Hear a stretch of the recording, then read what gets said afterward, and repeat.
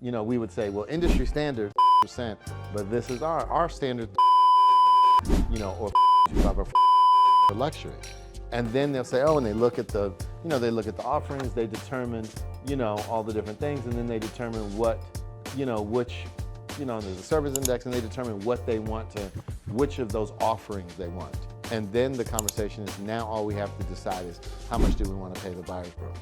And when I say we, I mean you. Because the money is no longer flowing through us as the listing agent, and everything is negotiable. So even if they say, well, okay, well, I agree to pay them number is, when an offer comes in, that buyer brokerage compensation has to be on the actual contract. So even if the seller says, I'm willing to pay the buyer's agent, if a buyer brings a buyer, if an agent brings a buyer, I'm willing to give that buyer brokerage. Even if they say that and they put that on the contract, so there's now that's going to be like under additional terms. That's not even a set field anymore. So even if they say that and it's on the contract, if you get an offer and they're not asking and they don't, and so a lot of agents that aren't really paying attention or haven't done things in a while or aren't doing as many transactions, they will submit contracts the old way, and they will not understand that their commission has to be negotiated on the contract in real time. They will, and so they may call you and say, hey, Latrice, how much is your seller paying? And you say, oh, they're offering, and they say, okay, great, and they send the contract over. Your seller signs it, but it doesn't mention anything about the 2.5% in the contract. So what that means is that when you go to closing, they won't get that 2.5%. Well, this is happening in 2 weeks, 10 days. That's when that starts. So the MLS, the buyer commission will no longer, that field disappears on August 13th. There will not be a field in the MLS for buyer commission.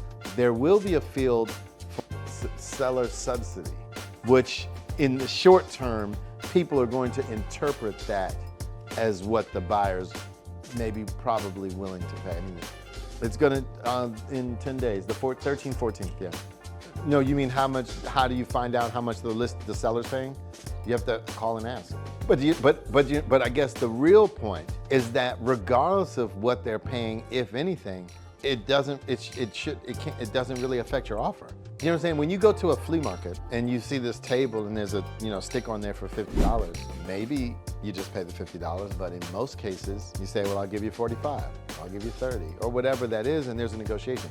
Same thing here. Just because they're offering X%, you still have to make your offer, your contract on the house, and in that contract there's documentation where you will say, this is the commission that we want that we are requesting the seller pay to EXP Realty. There's nothing to be there. There's going to be a section though, probably in the same area, where the buyer brokerage commission. It's going to be, they're changing. It's going to be called seller subsidy or seller compensation. There's a name for it, but it's basically seller concessions. That's what it's called, seller concessions. Well, no, everything we're talking about, it starts in 10 days. Well, you won't be able to see it when you go to look in the thing. The point is, yeah, you're showing houses. If you're working with buyers, you're showing houses. And then once they find a house that they want to make an offer on, you can call the agent and find out what is the commission that the seller is offering. And then you take that into consideration.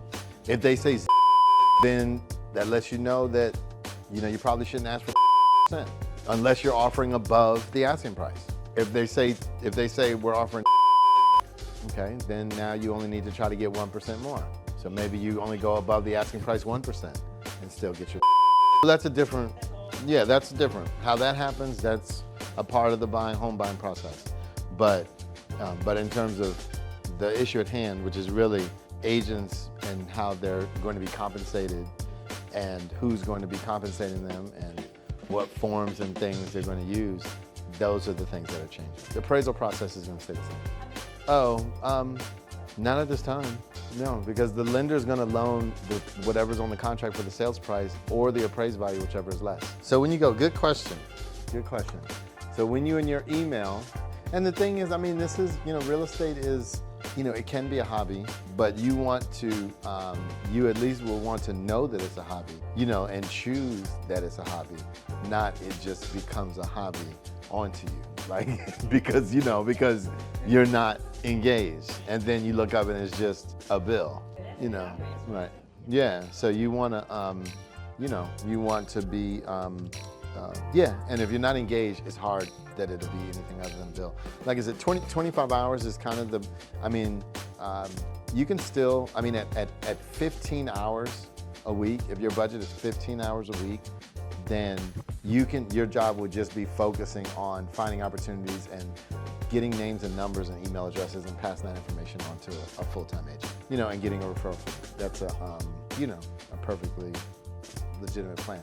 25 hours is probably where you need to be per week to make this make sense as a part-time career, not just every once in a while a cousin will call and you sell a house once a year. It's because then it's a hobby, and that's fine. Just know, listen, this is just a hobby that I have. I have a license in case somebody calls me and they want to buy or sell something, but I'm not actively doing anything to create revenue from this hobby.